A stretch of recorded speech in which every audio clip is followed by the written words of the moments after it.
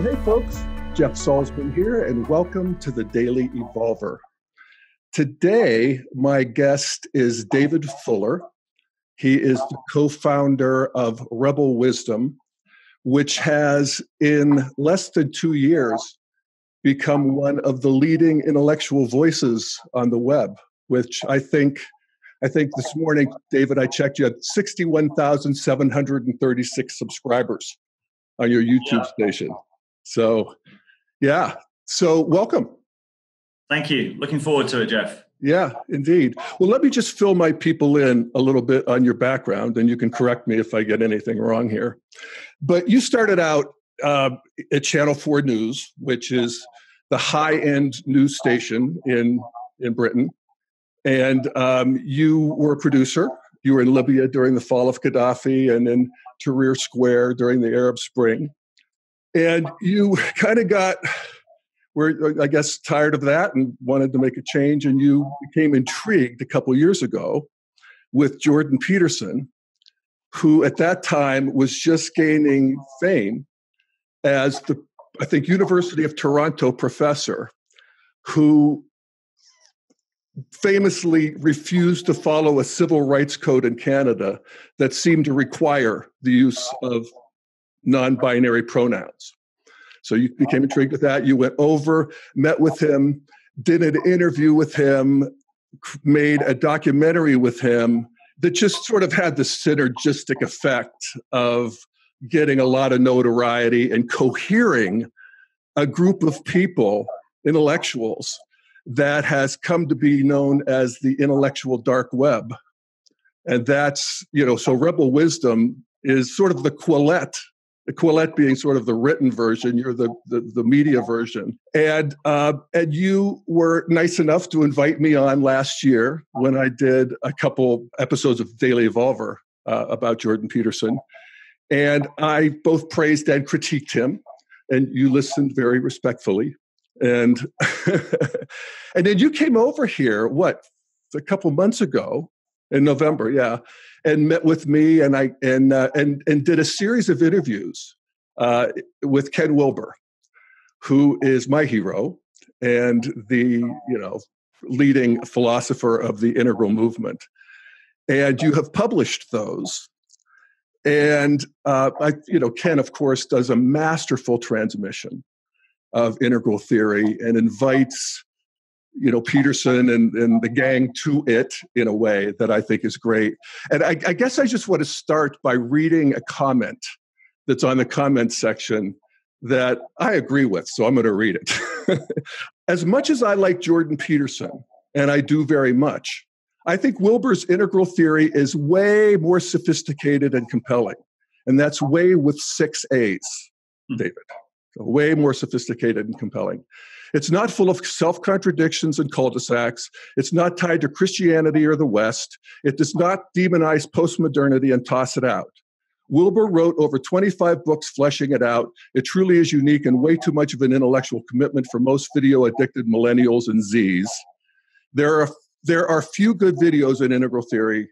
It's not something you listen to and adopt. You really have to work at it and become it with your whole being. It's 100 years ahead of its time.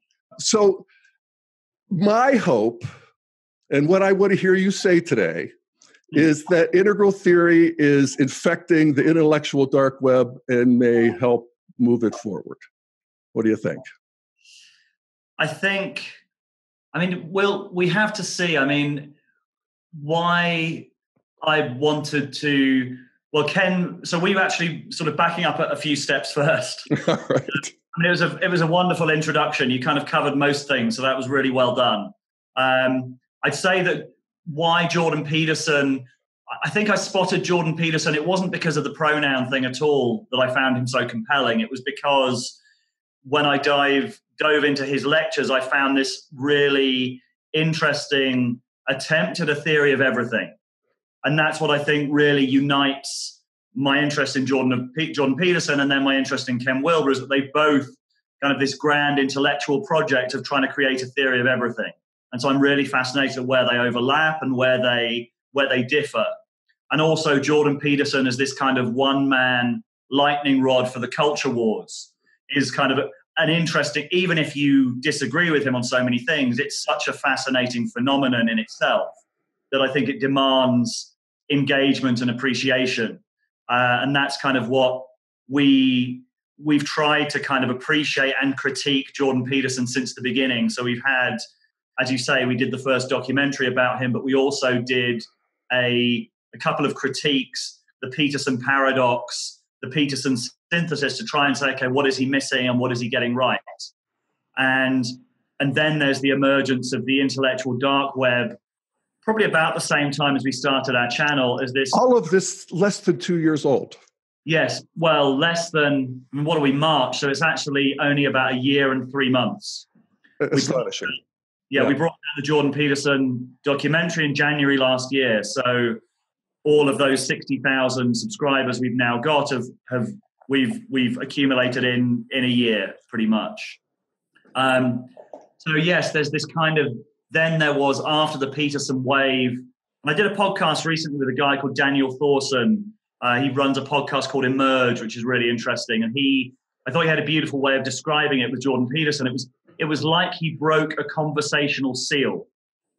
And suddenly there were things that were being talked about in the mainstream that had not been talked about before. And I think that then the intellectual dark web emerged as a kind of loose agglomeration of different intellectuals and podcasters, and myself and my colleague Ali, the co-founder of Rebel Wisdom, Alexander Beiner, we wrote a piece that basically said, we think that the intellectual dark web is an emerging integral conversation.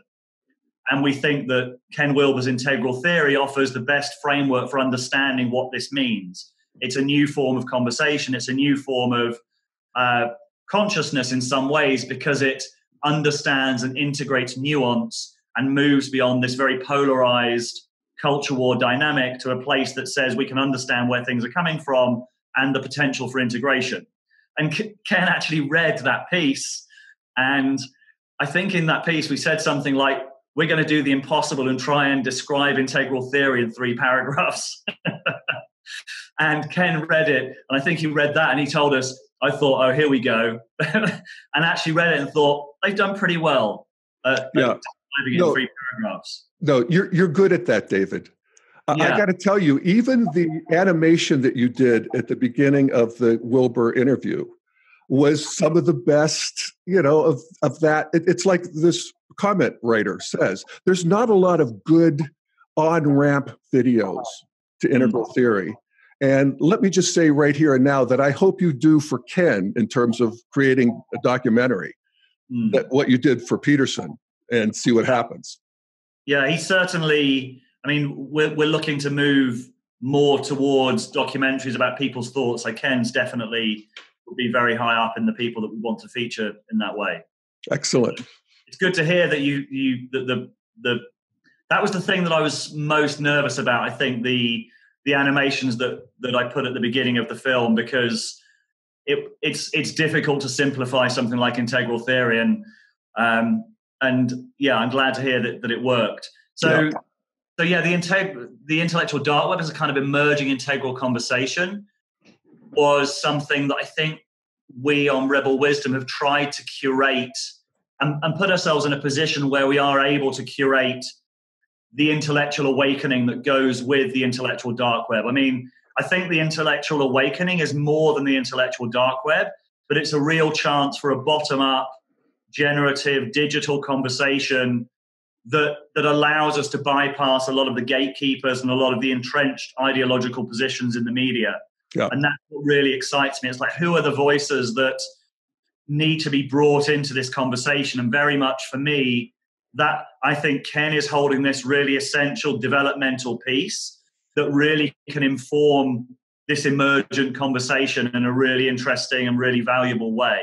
And that's what I hope we've done with the films that we've put out so far, is to bring his ideas and his frameworks into this emergent conversation in a way that people can engage with. And like you say, an on-ramp is a really great metaphor for this. It's like, how do we create, because I also, if I'm allowed to be a little bit kind of not critical, but sort of my experience of the integral conversation is because it's such a complex conversation, we can easily get into the integralese so quickly that it's not that easy for people. Like the translation is not that easy sometimes. Like as soon as you're starting to talk about the colors and talking about the Ackwell model, and suddenly it feels very difficult for people to get an appreciation of it. And until people have that terminology and have that translation, it's difficult for them to understand why they need it in the first place. Right. Yeah. So, how might you put it, David? I mean, you talk about even the critique of Peterson, or you talk about how the integral view is different, or overlaps. How would you put the difference? What would you say in the simpler terms is needed to happen? I think that there is a translation issue, as I just kind of hinted at. I think there is often what we need to do is back up and look for the common threads rather than try and communicate from within our different paradigms. That there has to be a sort of attempt at translation that goes across. Like, for example, with Eric Weinstein, who is the guy who coined the phrase the intellectual dark web. His thought also is there's a lot of backstory to understand what he's talking about. We did another film that we called Glitch in the Matrix 2, The Origin of the Intellectual Dark Web, that is the first real attempt to contextualize his thought and to explain the backstory of where the intellectual dark web came from. Because the models that he's been using to understand culture since probably the 80s. And he's got a very worked out idea about how the systems and structures in the world become very fragile, and they end up keeping out all of the geniuses. What you end up doing is rewarding excellence, rewarding people who follow the rules rather than rewarding people who challenge the paradigm themselves. So that's why these paradigms become entrenched within academia, within business. And I'd encourage everyone to watch that documentary, because I think he's a naturally integral thinker. Like he's definitely operating from that perspective where he understands and integrates nuance and can hold different paradigms.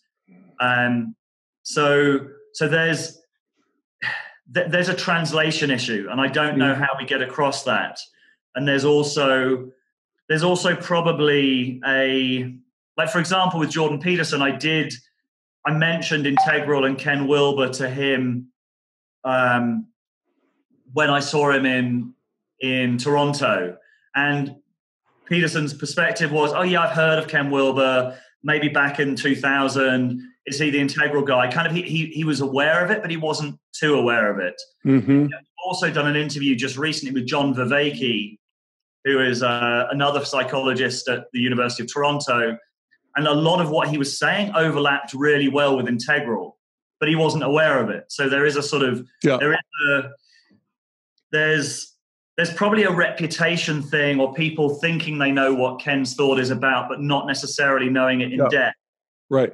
Well, and if integral theory is right, it's a stage of human history that is coming online. Yeah. And nobody particularly owns it. And there are people who are explicating it. Ken's a genius to me of that, and transmitting it, actually. Yeah. But other people have all sorts of intuitions, including Jordan Peterson, who operates, I think, very well from at least 3 stages of development, if not 4. And and I'm not sure he sees that or understands it in the way that Ken does. And so, what I would say to Jordan Peterson is watch Ken's interview.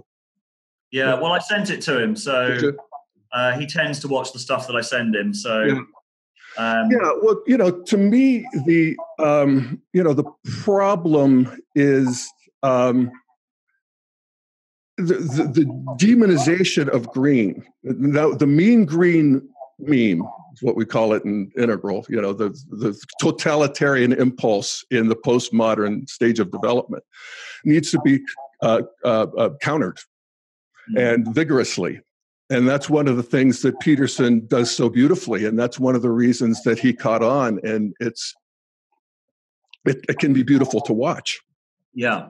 What is often missed is that every stage of development has a totalitarian impulse. If you want political correct speech, try going back to traditionalism. Try going back to Saudi Arabia or Europe 300, 400 years ago and see what you were allowed to say and what you weren't allowed to say.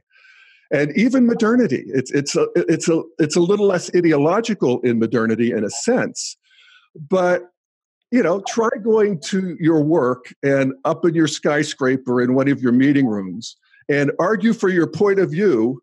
And when people ask for evidence or proof, tell them, well, I don't really have anything, but God spoke to me in a burning bush this morning on my way to work. And so this is the way we should go, and see how long you last in modernity. Yeah. So, every stage has that. Green does too. But that doesn't eliminate the value of green.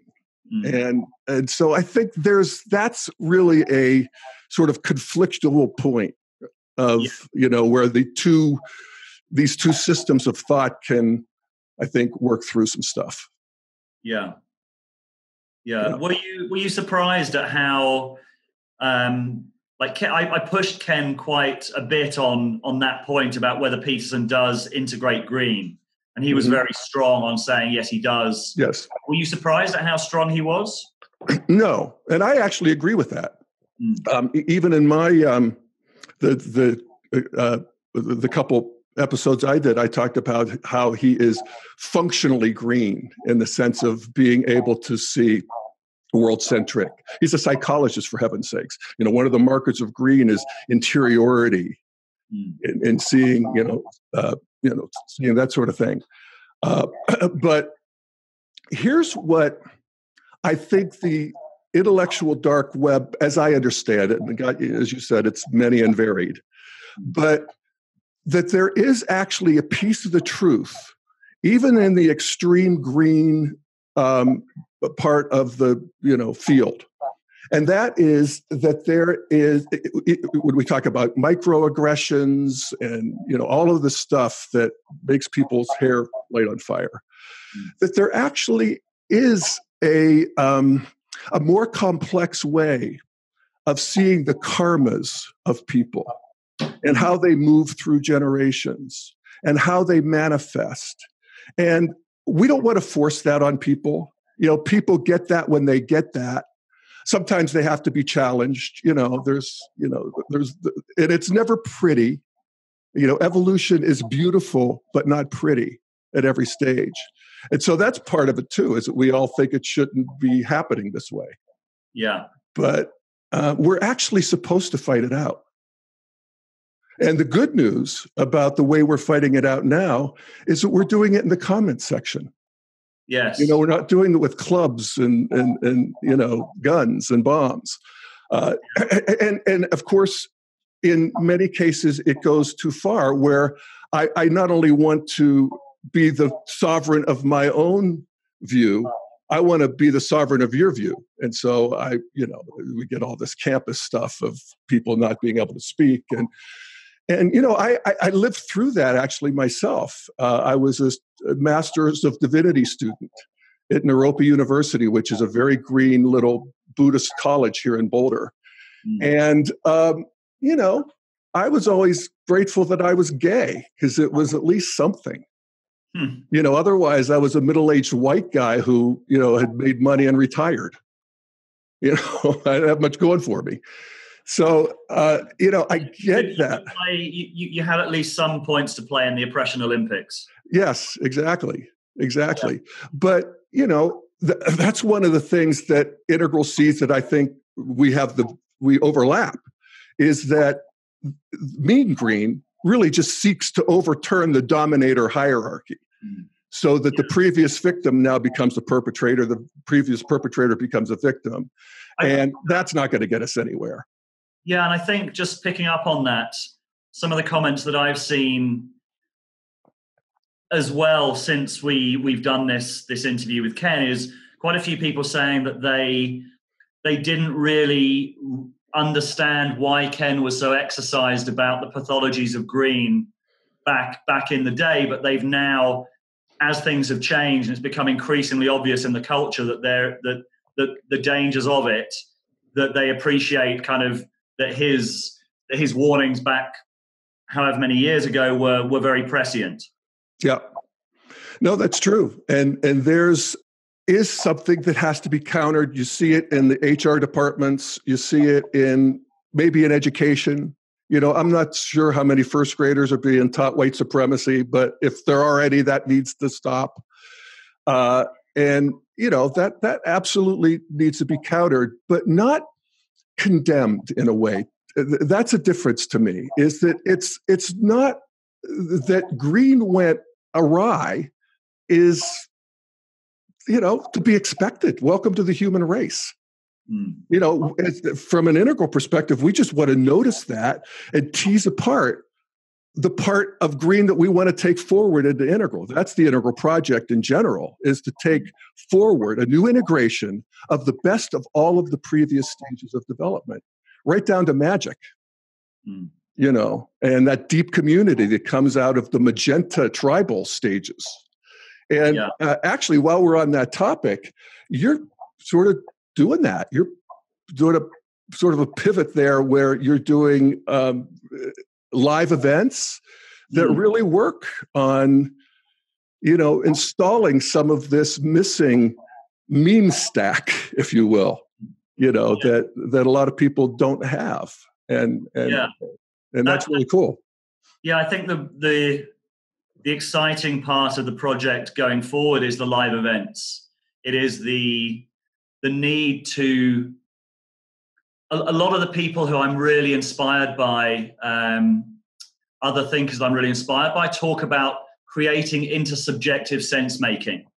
And that feels like a really important need to be able to get it to come into collaborative sense making with others.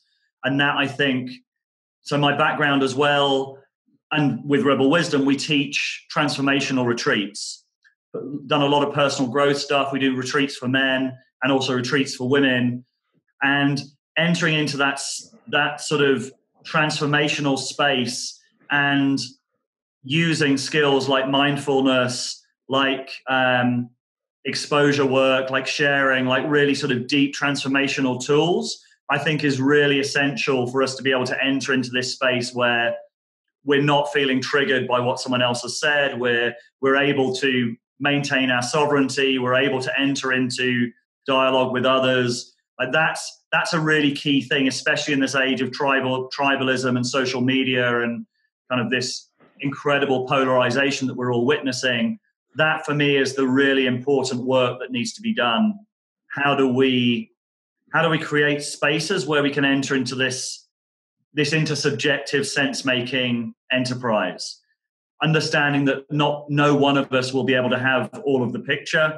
So we need to be able to, that's what I love about Jordan Peterson as well, at least when he talks about kind of allowing the dead wood to burn off, this sort of courage of entering into the liminal space as well and letting go of allowing our ideas to die rather than ourselves effectively. Mm-hmm. That's what really excites me about, and I think it's an existential need to create these spaces for genuine dialogue. I don't think that can really be done online. I think you can point towards it. I think podcasts like yours and the videos that we're putting out can help guide or can help start having those conversations. But I think a lot of it has to happen in person. Mm-hmm. Yeah, you're doing multi-day retreats. Yes, we do weekend retreats, and we're doing our first in-person discussion where we're bringing in some of the tools from our retreats. So we've got a summit event in May, 12th of May, where we have Brett Weinstein, Heather Hying, Ian McGilchrist, and Jordan Greenhall coming together. So they're going to enter into dialogue with each other on stage and kind of model this intersubjective sense-making, exploratory dialogue. And then we're going to ask people to go into the small groups. We're going to group them into tens at a time and go off and have that conversation among themselves as well that will be facilitated. Yeah, fantastic. Yeah. So this is a kind of trial event, but I'm hoping that it will be something that we make more and more of a feature of what we're doing going forward. So I think you want to plug it a bit. Do you still have some tickets for sale? No, we're actually sold out. Believe it or not. God bless you. Yeah, which is great. And so this is the next stage for us. There's this emergent conversation that you could call the intellectual dark web is part of this emergent conversation. I don't think it's the whole thing by any means. It's a particular part. That's more of a part of the emergent phenomenon that is this intellectual awakening, and what is really important as a next stage. So it's been happening through YouTube, and it's been happening through the online social media as an emergent phenomenon. The next stage is to turn it into a cultural force. And I think that has to be done through live events, through allowing people to connect in person, and turning it into a cultural movement. That's what I think we really want to see next. That's what Rebel Wisdom wants to become, is part of being one of the catalysts for this becoming a genuine cultural movement. Right. Yeah. Who are you attracting? Who's coming to these? It's an interesting question, because there's definitely for a while, because Jordan Peterson especially is such a controversial figure, what we've actually found is that he has been a very good filter for free thinking, because you have to be, if you just go with what some of the things you read in the media, oh, he's really controversial, and apparently he's misogynist, and apparently he's this or he's that, and maybe the intellectual dark web is also a kind of filter for free thinkers. We tend to have some very interesting, very forward-thinking, very questioning people come to our events. And there is also a very strong integral undercurrent to it as well. A lot of the people who are most enthusiastic about our work have an integral OS running in the background. This is something that Jamie Wheel, who I think is a really tremendous thinker, I don't know if you're aware of him. He wrote a book called Stealing Fire. I think he has a background in the integral movement as well. Yeah, I met him back when we were doing the Integral Institute in 2006, 2007, something like that. And he was on fire then, for sure. Yeah, so he's a fabulous thinker. And he said, I spoke to him fairly recently, and he said a lot of the people who are now breaking trail are running an integral OS. And that I found really interesting. So there is a sense that a lot of the people who are pushing the conversation forward, even if they're not explicitly talking about integral, they're running an integral OS in the background. Right.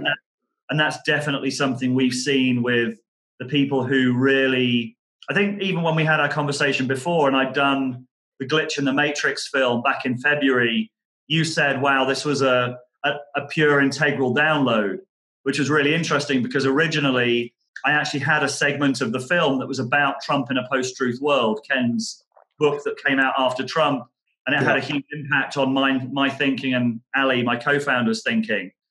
Yeah. So we are very much running a kind of implicit integral framework, but it wasn't explicit in the film, but you recognized it immediately. So there is a kind of, as Brett Weinstein says, the evolutionary biologists, he says all true maps must align. So there is a sense that if integral is true, and I think in many ways it is, there's a huge truth download in it. It will align with all of these other things that are now emerging. Absolutely.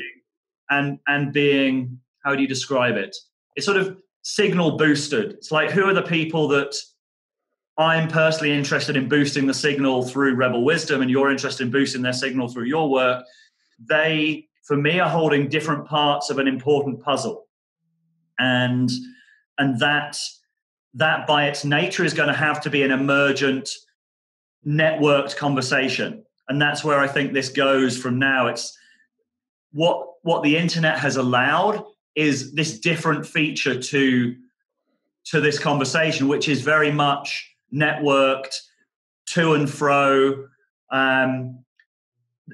If you see what I mean, even Jordan Peterson, I think what has made him really successful is there is an element of he's able to admit when he's wrong, and he's able to say, okay, this has been reflected back, and this is something that I think is really essential for this conversation to grow, is like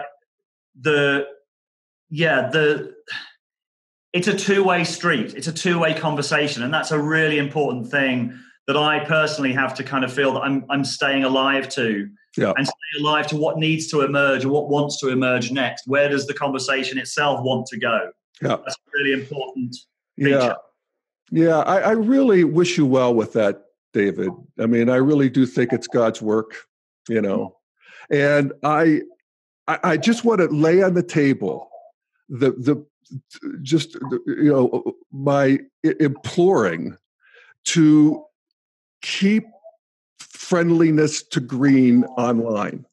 Even, I want you in one of your events to do a session on what's true about microaggressions. I mean, so that for a couple reasons. One is that it's so easy to get polarized. And once people start the fight, of course, the fight also attracts people. And, God knows if Jordan Peterson wasn't a fighter, he'd have as many viewers as me, so I get it. But there is something that I just find a little contracted around the intellectual dark web that I hope relaxes. Anyway. Yes. Yeah, I think that's my 2 cents. Yeah, I think you could argue that the defining feature of the intellectual dark web right now is opposition to green. Yeah, exactly. And I think that has to be seen in context, because the green pathology is so strong in many areas of the media. So some kind of fighting back probably is needed against it, but it's that kind of it's a Nietzschean quote: in fighting monsters, be careful you don't become a monster yourself. Yeah, exactly. And this is where a lot of, even spiritual truths and practice and principles come in.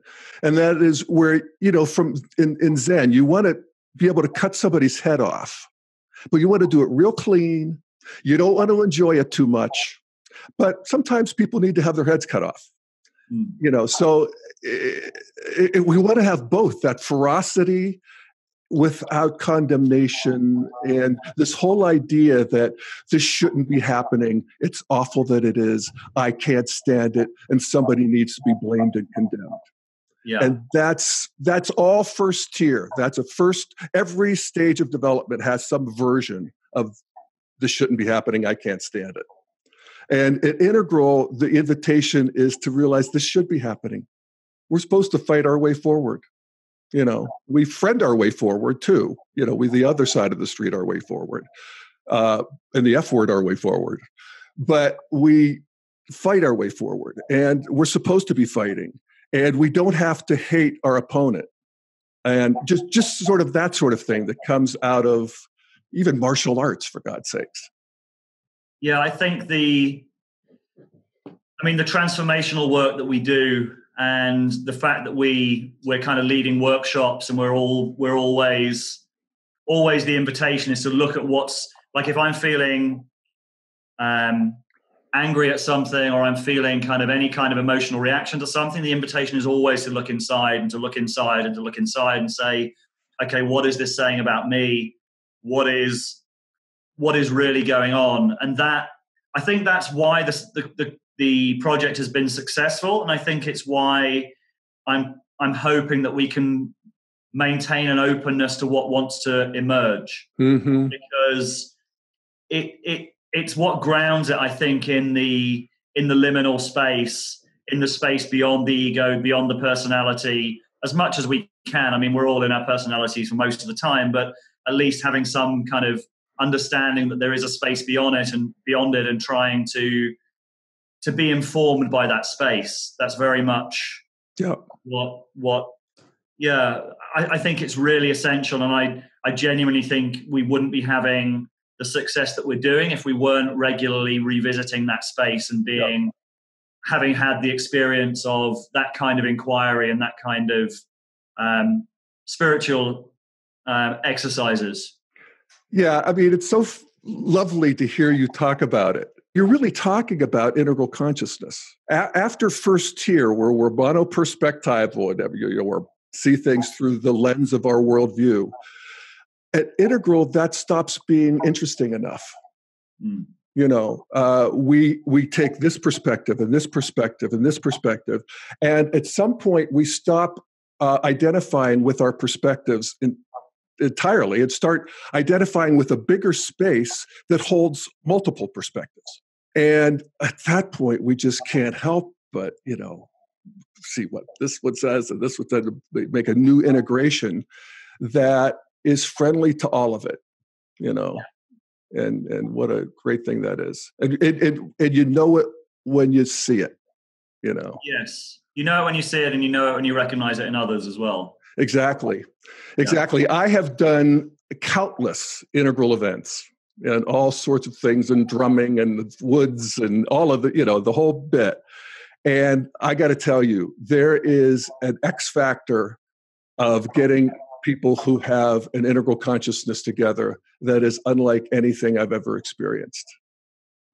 There's just a spaciousness, a goodwill, a sort of a simple friendliness. People don't get offended easily. That right there is precious. That right there is the post green we're after. Yeah. All right, David Fuller. Well, thank you so much for your work, and thank you so much for taking time out for me on your Saturday evening. I appreciate it. Yeah. My pleasure, Jeff. Yeah. So what's next? Anything I need to know? Anything that needs to be put on the table before we sign off here? What have we got? We've got a lot of content at the moment coming out. I'm really interested in looking at the emergent or the continued evolution of the intellectual dark web, and hoping that we can continue to be in a place to influence that conversation. And also, as I said at the beginning, kind of bringing Integral into that conversation, I think is really, really important. So we're thinking of potentially doing a couple of films, maybe more, on the legacy of Integral as well. Oh, my goodness gracious. Well, thank you so much in advance. Yeah. Well, that's fantastic, and may it be so. Yeah. There's a few comments as well. There's definitely, I saw quite a lot of excitement around the film that we put out with Ken and talking about Jordan, and a lot of people asking in the comments saying they should get Jordan and Ken together. So exactly, that would be great too. Yeah, we've done our part in putting the pieces together and putting it out into the ether. So we'll see what happens. Yep. And I'd personally love to see Ken more part of this conversation. Me too. So we'll see how it plays out. Exactly. All right, my friend. Take care, David. And thanks everybody for checking out the Daily Evolver. See you next time.